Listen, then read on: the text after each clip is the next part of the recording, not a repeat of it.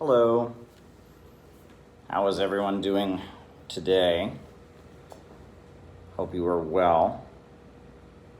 I just got some word that I might not be able to be on here as long as I would like. I may have to cut this off and join you a little bit later. But hopefully we can keep going for a little bit because I have plenty to talk to you about.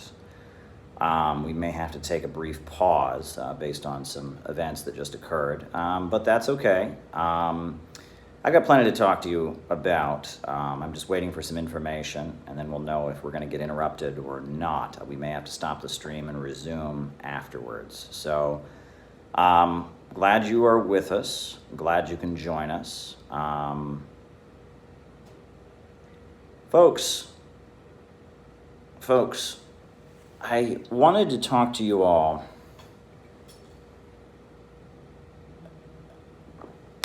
about some information. At this point, it looks pretty much like Biden will be the next president of the United States. He'll be president of the United States for the following 4 years. And Biden is particularly aligned with a particular faction in the ruling class.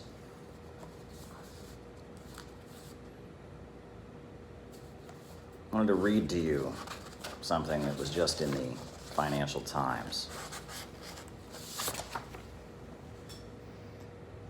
This is the Financial Times. They ran an article, "What can Silicon Valley expect from Joe Biden?" Just read you a couple excerpts. The president-elect has hired Jessica Hertz, former Associate General Counsel at Facebook, and Cynthia Hogan, former Apple Vice President for Government Affairs, to his transition team. Eric Schmidt, the former Google Chief Executive, has been a big fundraiser and is being talked about to lead a new technology industry task force in the White House. Meanwhile, Kamala Harris, the vice president-elect, has long been supported by the likes of Sheryl Sandberg and Salesforce's Mark Beinhoff. Her brother-in-law and former chief of staff, Tony West, is Uber's chief legal executive. A senior executive at one major technology company said, quote, "Mr. Biden has lots of friends in the industry, and it's a world he feels very comfortable with." The article goes on to say, "Mr. Biden is a centrist, and one Democratic congressional aide forecast that he would try to avoid drama. Quote, he is not someone who's going to say you should break up this company. But he will say you need to enact aggressive enforcement and change the rules. The new president will appoint new heads of the Department of Justice and the Federal Trade Commission, who will in turn decide how to pursue investigations against Google, Facebook, Amazon, and Apple." Quite amusing. But the article goes even further. One area where Mr. Biden has been outspoken is Section 230, the part of U.S. law that shields social media companies from being sued over content posted on their sites by users. Mr. Biden is no fan, saying last year that Section 230 should be revoked immediately, for Zuckerberg and other platforms are propagating falsehoods that they know to be false. Very interesting. Very, very interesting, folks. Now, keep in mind what I've pointed out before about the fact that Silicon Valley, Twitter, Facebook, made the decision to censor the information about the Hunter Biden scandal and the laptop. Keep that in mind. But there is so much more to this story, folks. So much more to this story. But before we get fully into who Silicon Valley are, and who this particular wing of the ruling class are and where they came from, thought I might want to also read you a little bit of information. For those of you who are convinced that, hey, tech censorship, they're only going to affect the so-called alt-right or white supremacists. It's not going to affect any leftists. Check this out. Google admits to censoring the World Socialist website. In a statement before a Senate hearing on October 28th, Sundar Pichai, the CEO of Google's parent company, Alphabet, admitted that the dominant online search company has censored the World Socialist website. At a Senate Commerce Committee hearing, when asked by Republican Senator Mike Lee of Utah to provide the name of one left-wing, high-profile person or entity that has been censored, Pichai named the World Socialist website. They actually have the transcript. It says, can you name one high-profile person or entity from a liberal ideology who you have censored, and what particular action you took? And the Google exec replies, we have moderation policies which we apply equally. We have compliance issues with the World Socialist Review, which is a left-leaning publication. Now, World Socialist Review, a print newsletter, has ceased publication in 2011, but it was a reference to the World Socialist website. And the article points out, in fact, a Google search for World Socialist Review actually yields the name World Socialist website in the results.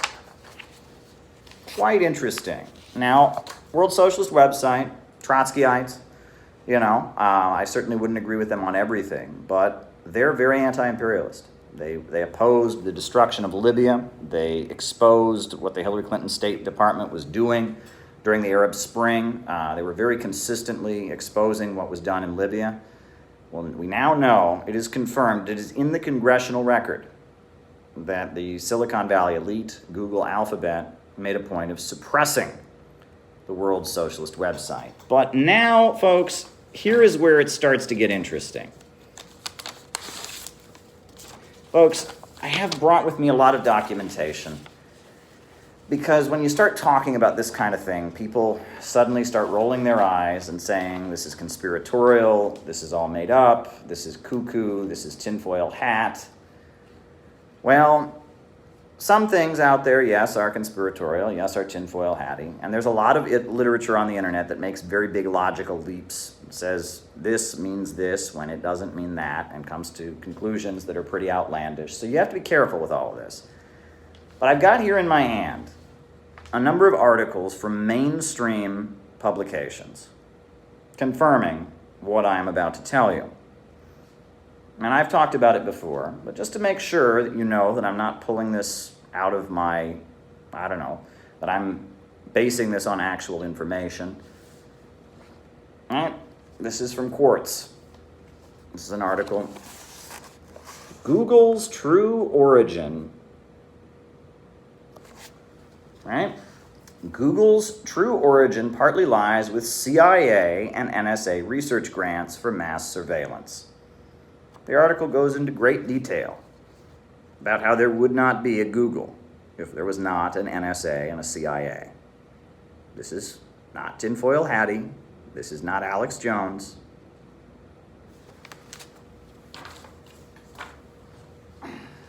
But there's other information. You can read this article, The Secret History of Silicon Valley. The Secret History of Silicon Valley. Right? Goes into great detail about how the intelligence agencies and the government arranged for Silicon Valley to emerge and come into existence. Again, in case you don't believe me, this is Forbes magazine. Startups backed by the CIA. Talks about all kinds of startup companies funded by the CIA. Talks about how the Washington Post reported that in 2005 it received $37 million in funding from the CIA. It tends to invest roughly $500,000 to $2 million in any given company. There was an outfit called In-Q-Tel, which basically was a CIA company that, CIA funding that would invest in startup companies on Silicon Valley, tech companies. The CIA was in the business of setting up tech companies. This is Forbes magazine. CIA set up tech companies, had a whole setup in Q-Tel to set up these kind of things. Again, if I said, hey, a number of the startup companies on Silicon Valley, a number of the tech companies were set up by the CIA, people would roll their eyes and go, oh boy, you made that up, Caleb. I bet that's true. Well, Forbes magazine confirms it. Go back as far back as 1999. This is BBC News.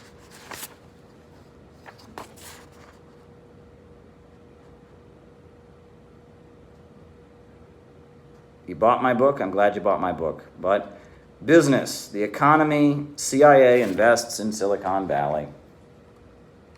All about how money from the intelligence agencies was key in setting up Silicon Valley.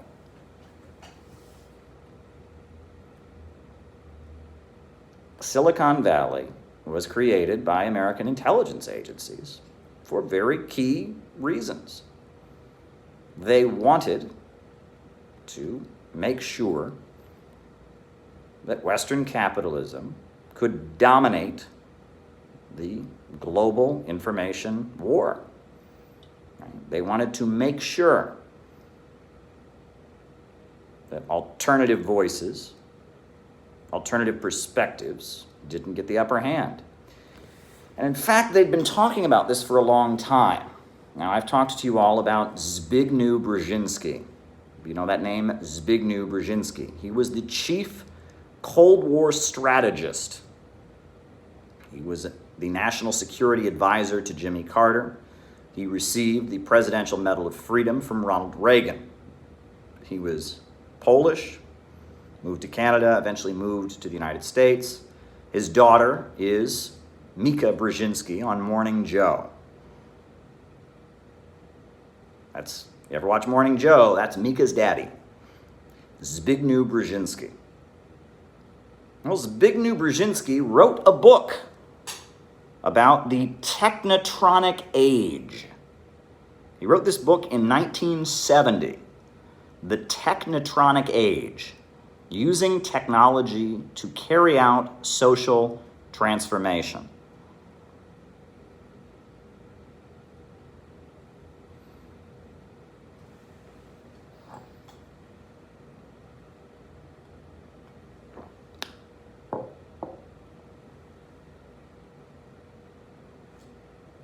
Using technology to carry out social transformation. Folks, when we talk about Silicon Valley, that refers to California. It refers to California, Southern California, Palo Alto, how a lot of tech firms are based in Southern California. There was an explosion of tech firms in Southern California starting in the 1980s. And in fact, we know why that is. I just showed you why that is. The NSA and the CIA made a strategic decision. You see, we've been told so many times that the computer revolution is proof of the greatness of capitalism. How many times have we been told that, right? The computer revolution proves the free market is great. Look, these Apple guys, these nerds were just tinkering around in their garages and they came up with a brand new idea. And because of this brand new idea that they came up with, they became rich and we got new technology, and that's capitalism. Well, we now know it is a matter of public record, what I just read you, that it was not the free market.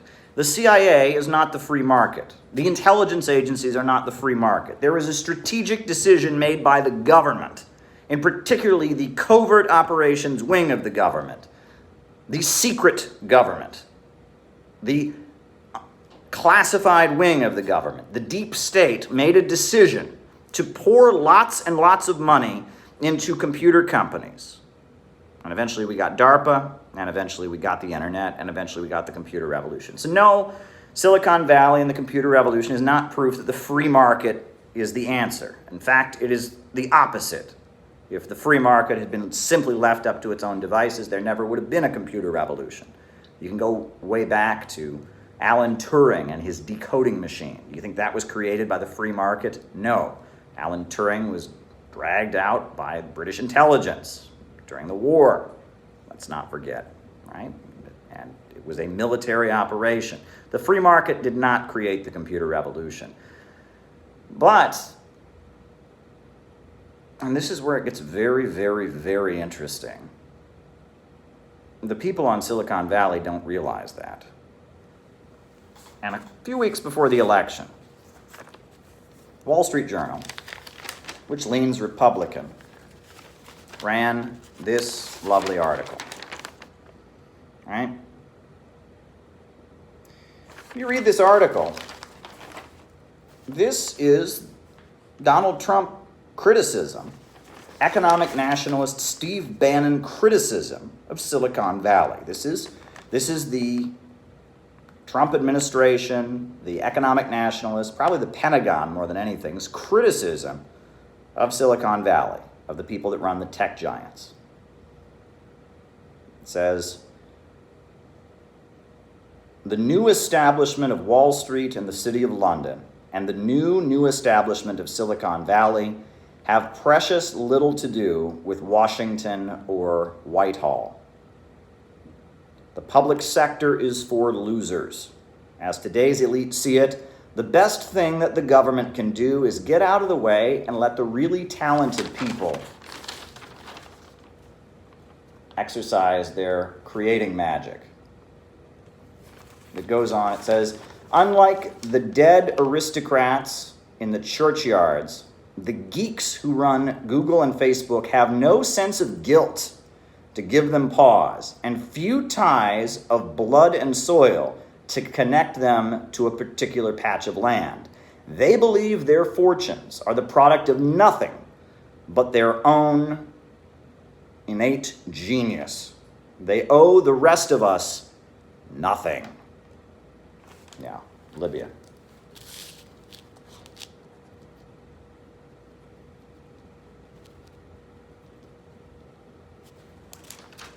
You read that one more time. Unlike the dead aristocrats in the churchyards, the geeks who run Google and Facebook have no sense of guilt to give them pause, and few ties of blood and soil to connect them to a particular patch of land. They believe their fortunes are the product of nothing but their own innate genius. They owe the rest of us nothing. Who does that sound like? Right? Who said that the geniuses, the great men are the motor of the world and they owe nothing to the rest of society?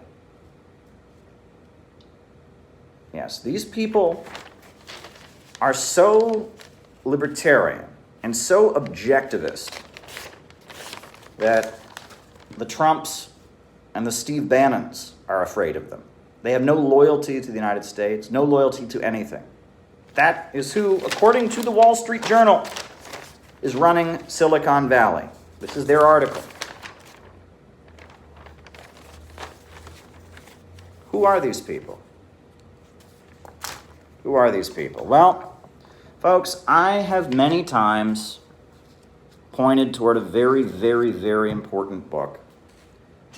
You want to understand the Obama administration. You want to understand Silicon Valley. You want to understand the Democrats. You want to understand the managerial wing of the ruling class. This is the book to read. The Aquarian Conspiracy, Personal and Social Transformation in the 1980s. Marilyn Ferguson. Indeed. Farrakhan Gaddafi.